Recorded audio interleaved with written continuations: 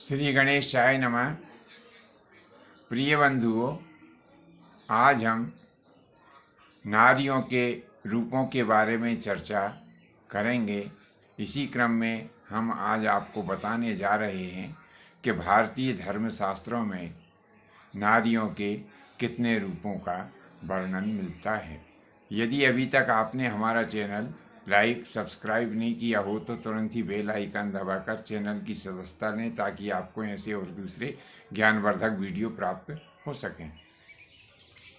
तो पहला रूप नारी का दुर्गा का रूप होता है। जब कोई नारी बालिका यानी कन्या के रूप में होती है तो यही उसका दुर्गा का रूप होता है। इस समय हमें बालिकाओं का पूर्ण सम्मान करना चाहिए। जो प्राणी बालिकाओं का सम्मान नहीं करता है, उन्हें कष्ट देता है, उनके साथ में नाना प्रकार के पाप आचरण करता है, ऐसा प्राणी अंत समय में तड़फ तड़फ के मरता है और मरने के पहले उसके शरीर में कीड़े पड़ते हैं। इसीलिए बंधुओं, बालिकाओं को दुर्गा का रूप समझिए, उनका उचित पालन पोषण करें, उन्हें पूर्ण रूप से सम्मान दें और कोई भी ऐसा कार्य ना करें जिससे उनको कष्ट हो। दूसरा रूप दासी का होता है। जब वह कन्या बड़ी हो जाती है, उसका विवाह हो जाता है और वह विवाह होकर के अपने पति के घर आ जाती है, तब वह एक दासी के समान यानी सेविका के समान अपने पति के पूरे परिवार की, उस परिवार में रहने वाले बड़े बुजुर्ग और पूजनीय जनों की सेवा करती है। यही नारी का दूसरा रूप दासी का होता है।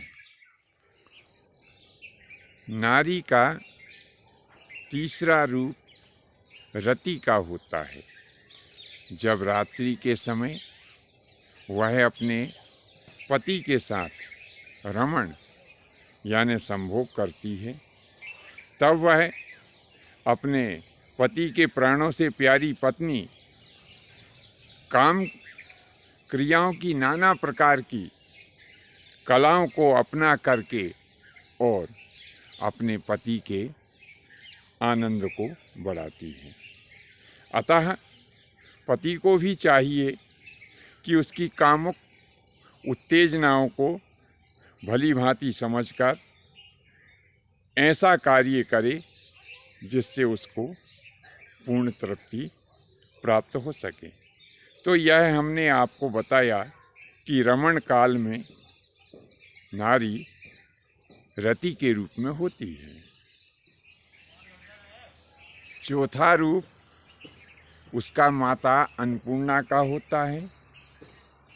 जब परिवार के लोग भोजन करने बैठते हैं तो नारी उन सब को उनकी रुचि के अनुरूप प्रेम के साथ भोजन कराती है। तो उस समय जब कोई नारी भोजन करा रही होती है, उस समय उसका रूप अन्नपूर्णा का रूप होता है। पांचवा रूप उसका मंत्री का होता है। जब पति किसी उलझन में फंस जाता है, तब उस उलझन से सुलझने के लिए जब कोई नारी अपने पति को उचित परामर्श देती है, तब उसका रूप एक मंत्री का रूप होता है। छठा रूप नारी का गुरु का होता है। जब कोई नारी अपने बच्चों को ज्ञान देती है, तब उसका रूप गुरु के समान होता है। सातवां रूप नारी का शासक का होता है। जब कोई नारी अपने बच्चों को अनुशासन का पाठ पढ़ाती है, तब वह शासक के रूप में होती है। 8वां उसका न्यायाधीश का रूप भी है।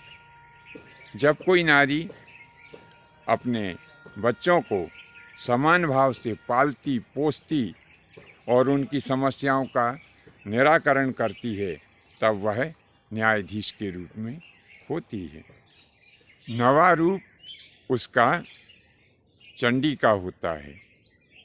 जब किसी नारी के परिवार के ऊपर कोई परेशानी आती है, कोई मारपीट की नौबत आ जाती है, जब कोई आतताई उसके पति, उसके बच्चों को अथवा उसके परिवार के किसी भी प्राणी को सताने के लिए जब आता है, मारने पीटने के लिए आ जाता है, तब वही नारी हाथ में हथियार लेकर के और अपने परिवार की रक्षा करती है। उस समय उसका रूप चंडी का होता है।